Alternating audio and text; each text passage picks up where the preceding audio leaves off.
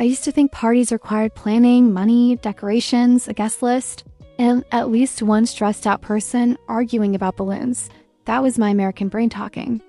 Then I came to the Philippines and learned that Filipinos don't plan parties the way we do. Parties here just happen. I'm an American blonde woman. The first time I witnessed it, I didn't even know I was attending a party. I was staying in a small town where the roosters acted like alarm clocks with anger issues. It was a quiet afternoon, hot enough that even the dogs looked tired of breathing. I stepped outside the house to buy water from the sari-sari store, fully expecting a calm, uneventful walk.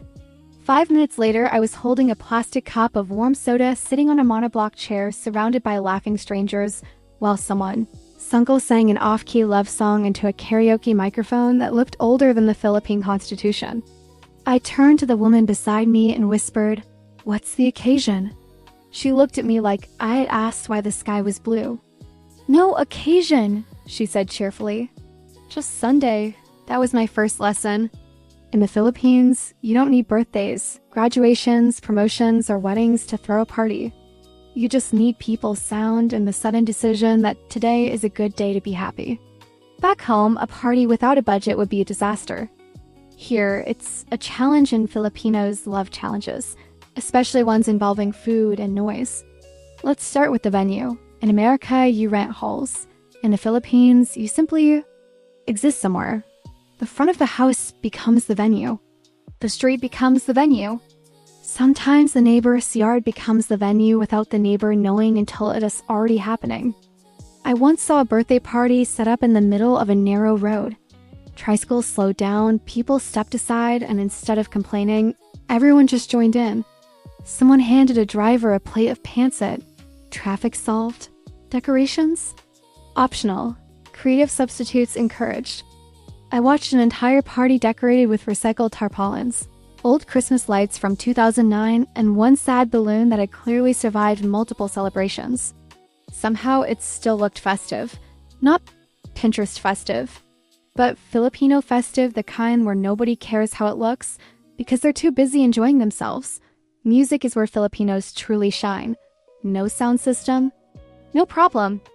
Someone knows someone who owns speakers. Within 30 minutes, a full karaoke setup appears as if summoned by ritual. I'm convinced karaoke machines in the Philippines are like spirits, always nearby, always ready. And karaoke isn't optional. Karaoke is the heartbeat of the party. Doesn't matter if it's noon. Doesn't matter if someone can't sing. In fact, the worse the singing, the better the entertainment. Filipinos don't sing to impress. They sing to feel. They sing heartbreak songs while smiling. They sing power ballads with full emotional commitment while holding a beer and missing half the notes. I was once invited forced really to sing. "I don't sing," I said. "That's okay," they replied. "We also don't sing." That made me laugh so hard I agreed. I butchered a song I barely knew. Instead of silence or judgment, the crowd cheered like I had just won a competition. Someone filmed it. Someone else clapped offbeat. A kid danced in front of me. It was the least embarrassing singing experience of my life. Now let's talk about food, the most magical part of Filipino no-budget parties. In America, food is calculated. In the Philippines, food is summoned. Someone cooks rice. Always rice. Rice is non-negotiable. Rice is the foundation of civilization here. And someone fries something. Doesn't matter what. Chicken, fish, hot dogs, mystery meat. Oil is heated. Things go in. Happiness comes out. Someone else brings pancit. Someone else brings lumpia. Another person brings a pot of something they refuse to explain but insist you eat. No money, they'll say. Just small. The table says otherwise. Food appears not because of money, but because of sharing. Everyone brings what they can. Nobody checks who brought more. Nobody keeps score. The act of contributing is what matters, not the size. I once apologized for bringing only soda. They thanked me like I had donated a cow. Then there's the uninvited guests. In American culture, uninvited guests are a nightmare. In the Philippines, they're expected. A neighbor hears music. They show up. A cousin of a friend walks by. Sit down, eat. A random delivery guy passes through. Someone hands him a plate.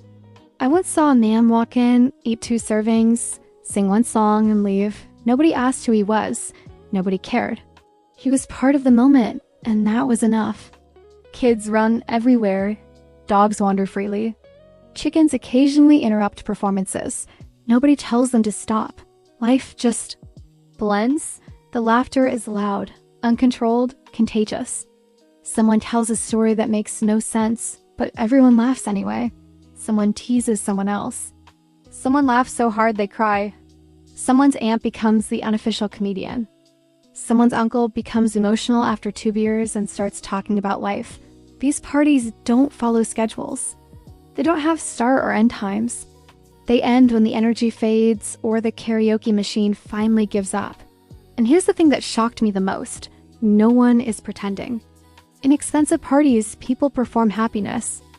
In Filipino no-budget parties, happiness just shows up uninvited. People come as they are tired, broke, stressed, joyful, heartbroken.